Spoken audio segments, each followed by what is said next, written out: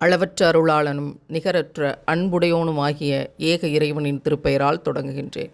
وَقُلْنَا يَا آدَمُ اسْكُنْ أَنْتَ وَزَوْجُكَ الْجَنَّةَ وَكُلَا مِنْهَا رَغَدًا حَيْثُ شِئْتُمَا وَلَا تَقْرَبَا هَذِهِ الشَّجَرَةَ فَتَكُونَا مِنَ الظَّالِمِينَ. மேலும் நாம் ஆதமே, நீரும் உன் மனைவியும் அச்சுவனபதியில் குடியிருங்கள். மேலும் நீங்கள் இருவரும் விரும்பியவாறு அதிலிருந்து தாராளமாக புசியுங்கள். ஆனால் நீங்கள் இருவரும் இம்மரத்தை மட்டும் நெருங்க வேண்டாம். அப்படி செய்தீர்கள் என்றால் நீங்கள் இருவரும் அக்கிரமக்காரர்களில் நின்றும் ஆகிவிடுவீர்கள் என்று சொன்னோம். இறைவன் எத்தனை அழகாக மனிதர்களுக்கு சலுகைகளை இன்றைக்கு வாரி வழங்கியிருக்கிறான். முதல் மனிதனாகிய ஆதம் நபிக்கு கொடுக்கப்பட்ட சலுகை என்ன? எல்லா மரங்களும் உங்களுக்கு தான். எல்லா மரத்தில் இருந்தும் எதை வேணாலும் உங்களுக்கு விருப்பப்பட்டதை நீங்கள் எடுத்து சாப்பிடலாம். ஆனால் இந்த ஒரே ஒரு மரத்தை மட்டும் நெருங்காதீர்கள் அப்படின்னு அல்லாஹ் சொல்கிறான். அப்போ இந்த ஒரு மரத்தை மட்டும் ஏன் நெருங்கக்கூடாதுன்னு அல்லாஹ் சொல்கிறான்? எல்லா மரத்தையும் உங்களுக்கு தான் தந்திருக்கிறேன், நீங்கள் சாப்பிடுங்கன்னு சொன்ன இறைவன் ஏன் அந்த ஒரு மரத்தை மட்டும் நெருங்காதீர்கள் அப்படின்னு சொன்னான் அப்படின்னா, அந்த ஒரே ஒரு மரம் வைக்கப்பட்ட பரிசோதனை.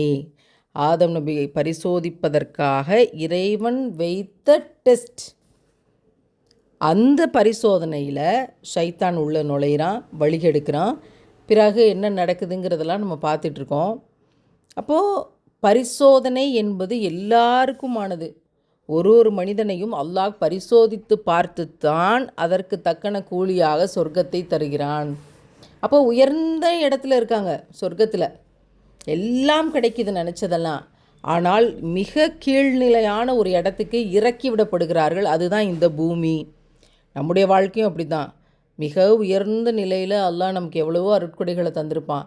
நம்ம வழி தவறி வழிகேட்டுக்கு போய் அப்படிங்கிறது நடந்துச்சுன்னா இருக்கிறதுலே கீழ்நிலையான இடத்துக்கு அல்லாஹ் தள்ளுகிறான். இம்மையிலே அதை கண்ணில் பார்க்குறோம். இப்போ மறுமையினுடைய காட்சிகளை நம்மளால் யோசிக்க முடியலை. இப்போ இந்த வசனத்தில் இறைவன் சொல்லக்கூடியது, ஆதமும் அவருடைய மனைவி ஹவ்வா, ஆதம் நபி அவர்களும் ஹவ்வா அலைஹிஸ்ஸலாம் அவர்களும் 2 பேரும் கணவன் மனைவி இந்த சொர்க்கத்தில் வசித்து கொள்ளுங்கள் இடம் தந்து, வேண்டியதெல்லாம் சாப்பிடுங்கன்னு சாப்பாடு தந்து, எல்லா விதமான வசதி வாய்ப்புகளையும் செஞ்சு தந்துட்டு, ஆனால் ஒரு கண்டிஷன்.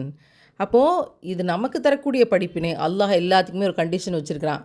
இதை செஞ்சால் இதை நான் செய்வேன், இதை செஞ்சால் இதை நான் தருவேன் அப்படின்னு. நமக்கும் அதே தான். இறைவன் தடுத்தவற்றை நிச்சயமாக நம்ம செய்யக்கூடாது.